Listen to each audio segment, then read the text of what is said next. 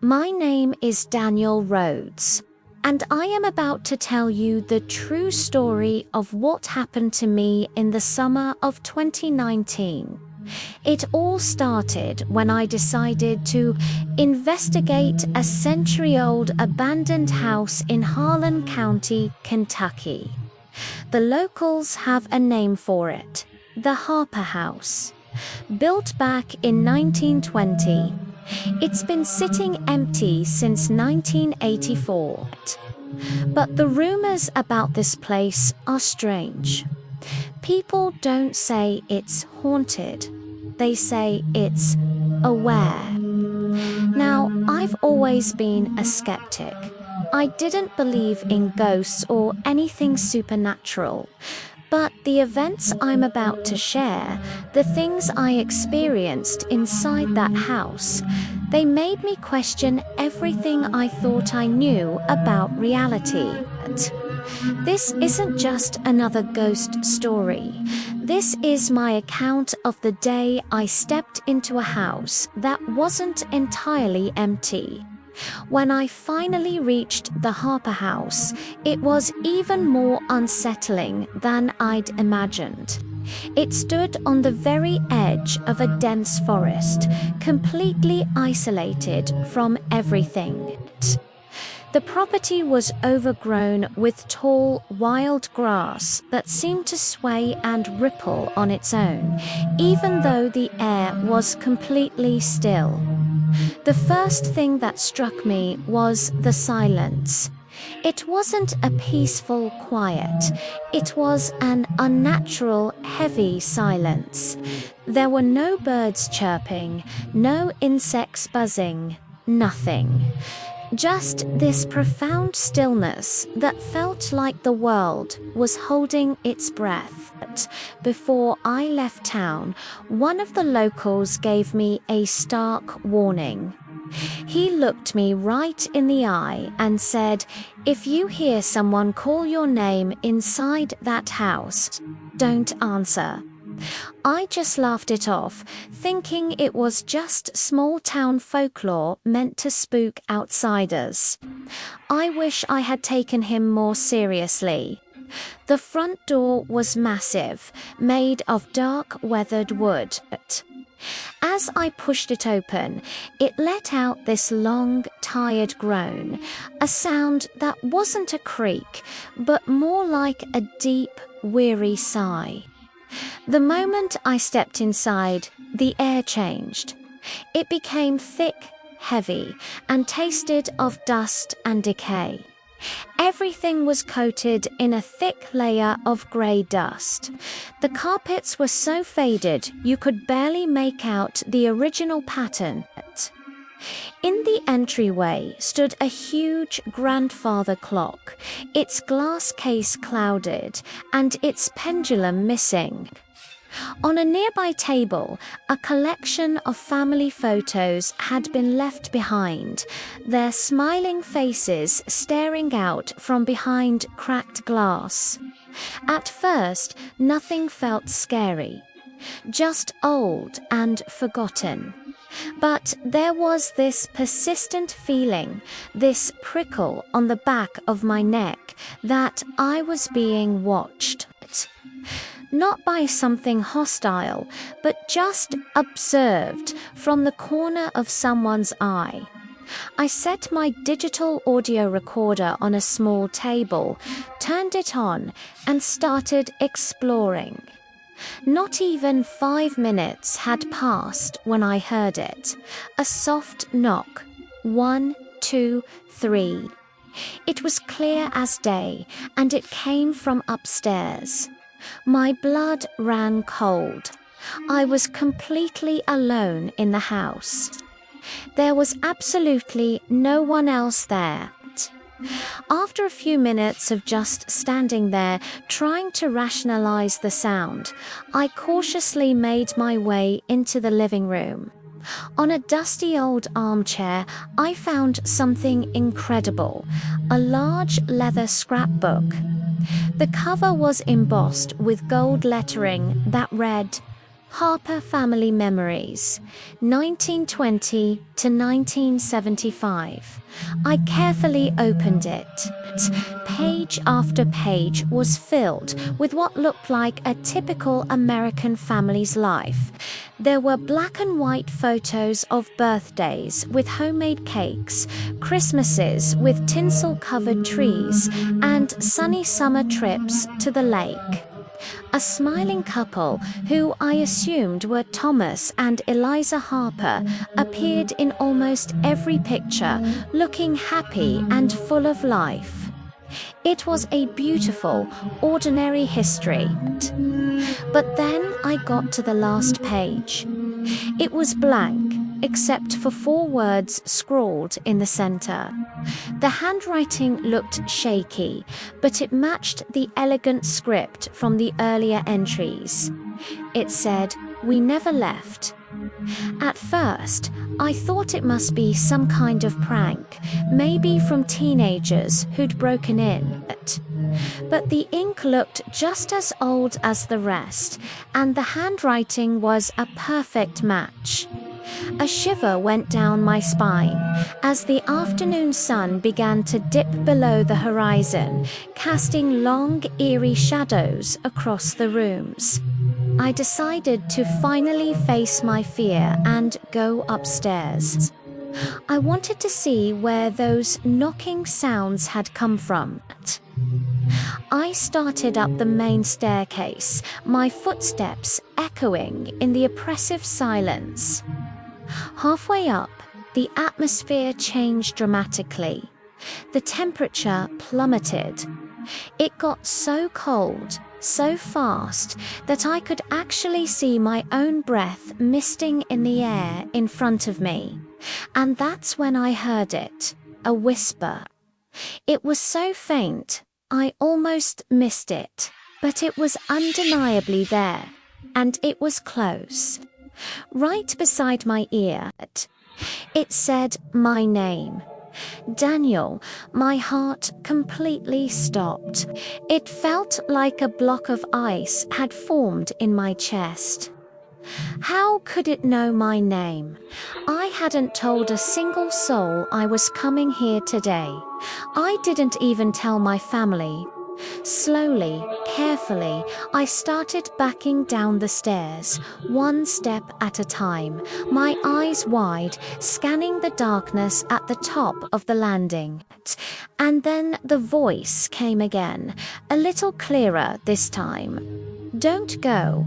The tone wasn't angry, it wasn't threatening. It sounded lonely, desperate. And that was somehow even more terrifying. At the end of the long, dark hallway, there was a single door. The white paint was peeling off in thin strips, revealing the dark wood underneath. There was something about this door. It felt different from the others. It was as if the house itself was drawing my attention to it, pulling me closer. I reached out, my fingers hesitating just before they touched the cold brass doorknob. But before I could even grip it, the knob began to turn, slowly, all by itself. A soft click echoed in the silence as the latch released. The door swung inward without a sound, revealing a small, forgotten bedroom. Inside, the air was heavy with the scent of dust and time. There was a single bed against the far wall, its mattress bare. A wooden dresser stood beside it, one of its drawers slightly ajar. On the floor, a lamp lay on its side, its shade cracked and broken, and next to it, almost hidden in the shadows, was a small leather-bound diary. I knelt down, my hand shaking slightly as I picked it up. The cover was worn smooth from years of use. I opened it carefully. The pages were filled with elegant, looping handwriting. This diary belonged to a woman named Eliza Harper. I flipped to the very last entry, dated nearly 100 years ago. The final words she ever wrote were chilling. "This house remembers everything, even us." A shiver ran down my spine. I snapped the book shut, the sound unnaturally loud in the stillness. But when I looked up from the diary, my heart leaped into my throat. The bedroom door, which I had left wide open, was slowly, deliberately closing. I wasn't touching it. Nothing was. It was moving on its own. I froze, trapped in the small bedroom, my breath caught in my chest. I stood completely still, listening, every nerve on edge. And then I heard it. Footsteps. Slow, steady, deliberate footsteps coming down the hallway, right toward the room where I was standing. There was no breathing, no rustle of clothing, no shadow passing under the door, just the sound of footsteps on the old wooden floorboards. Thump, thump. My voice was barely a whisper as I called out, "Hello." The footsteps stopped. Absolute, suffocating silence descended on the house once more. My ears were ringing. For a moment, I thought maybe I had imagined it. But then, another whisper answered me. It wasn't angry or menacing. It was calm, and it sounded like it was right next to my ear. "Please don't leave us alone." My hands shook so violently that the audio recorder I was holding nearly slipped from my grasp. I knew I wasn't alone in that house. I had to get out. I backed away from the door, my eyes fixed on it, and fumbled my way out of the bedroom and back down the creaking stairs. Back in the main living room downstairs, scrambling to gather my gear, my flashlight beam caught something I hadn't seen when I first arrived. There, carved into the dark wood of the wall next to the fireplace, was a message. It wasn't scratched violently or angrily into the surface. The letters were smooth, deep, and carefully engraved, as if someone had taken a great deal of time to write them. It read, "If you hear us, we hear you." And in that one moment, everything suddenly made sense. All the strange whispers, the moving objects, the disembodied footsteps. This wasn't a violent haunting. This house wasn't dangerous. It was alive. It was alive with the memories of the people who had once lived and died here. And those memories, the echoes of the Harper family, they just didn't want to be forgotten. As I packed my last piece of equipment and prepared to leave, something truly unbelievable happened. The old grandfather clock in the corner, the one I'd noted earlier, had no pendulum. No weights and no working parts suddenly began to tick. The sound was slow, steady, and rhythmic, filling the cavernous room. Tick, tick, tick. At the same time, the lights in the living room, which I knew for a fact were disconnected from any power source, began to flicker weakly. A soft, warm glow filled the space, pushing back the oppressive darkness. It wasn't frightening. It felt peaceful. Then one final whisper seemed to drift through the air from every direction at once. "Thank you for listening."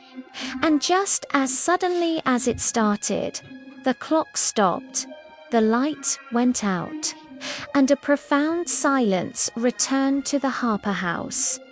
When I finally stepped out of the Harper house and back into the cool night air, I felt no fear. The terror that had gripped me just moments before was gone, replaced by an overwhelming sense of sadness. This place wasn't haunted by monsters or angry spirits seeking revenge. It was haunted by memories. Memories so powerful that they had refused to fade, even after 100 years of silence. To this day, the locals in town will tell you stories about the old abandoned house on the hill. They say that some nights, if you walk past it just as the sun goes down, you might hear the faint sound of footsteps behind you. But when you turn around, the house just stands there, silent and dark, as if it remembers you, too. Thanks for watching, and if you enjoy exploring the unexplained, make sure to follow for more stories.